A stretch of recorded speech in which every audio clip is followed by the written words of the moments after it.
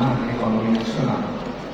UMKM di Indonesia terdiri dari lebih 64 juta unit usaha yang memberikan kontribusi sebesar 61% terhadap PDB atau senilai 8.537 triliun rupiah setiap tahunnya dan menyerap sekitar 97% tenaga kerja. UMKM nasional masih menghadapi tantangan utama dalam produktivitas. Salah satu isu utama tersebut adalah keterbatasan akses keuangan serta belum cukupnya pemahaman mengenai sumber-sumber pendanaan dan manajemen keuangan kita. Saat ini, dan hanya 15% yang telah memanfaatkan teknologi digital. Oleh karena itu, diskusi pada sesi kedua ini akan mengupas pentingnya program pemberdayaan dan perlindungan dari UMKM serta pentingnya kolaborasi antara pemerintah dan pihak swasta untuk mendukung pengembangan kapasitas dan daya saing UMKM untuk memberikan dampak nyata terhadap perekonomian melalui program digitalisasi dan literasi keuangan.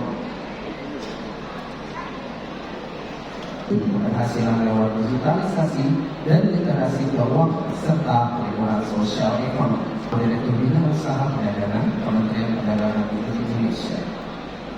Jadi Bapak, untuk pertanyaan pertama, bagaimana Kementerian Perdagangan melihat pentingnya SDM yang terampil untuk mendukung kemajuan sektor UMKM?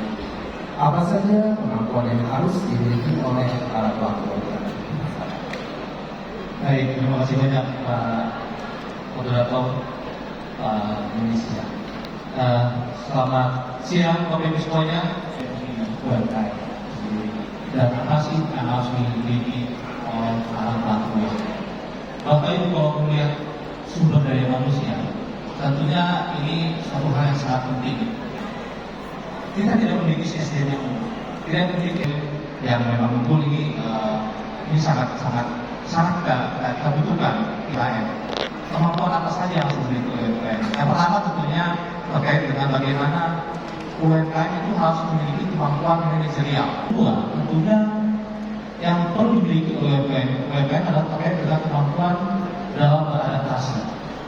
Tiga berikutnya adalah terkait dengan kemampuan teknis. Kemampuan teknis dari para pelaku UMKM adalah bagaimana dengan pengetahuannya dan keterampilannya dia akan mampu untuk memproduksi.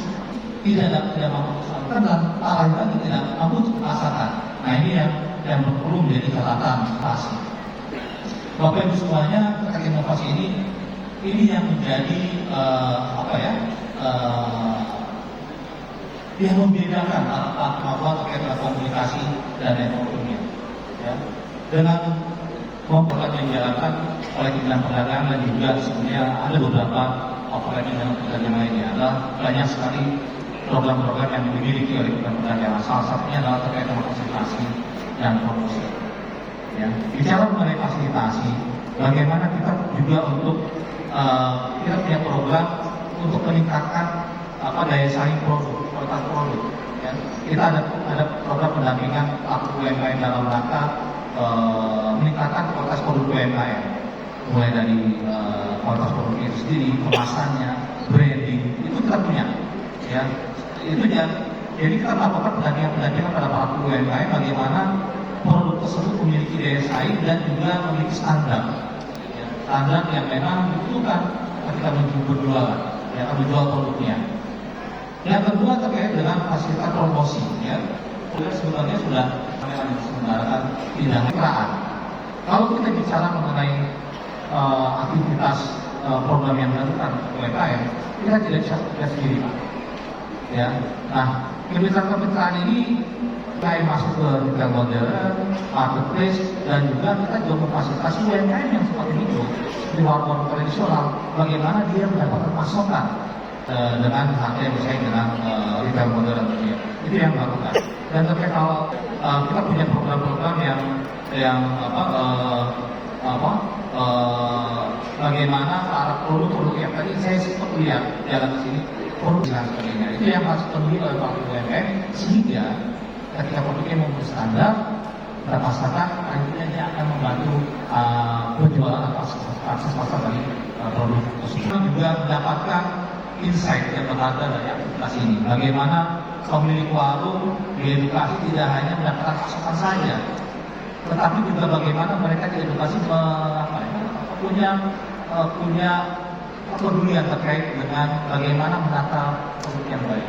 Program untuk pengembangan akses pasar melalui digital, melalui KMC, dan kemarin juga tidak hanya menjadi pemilik warung, Pak, tapi kita juga sudah bekerjasama dengan salah satu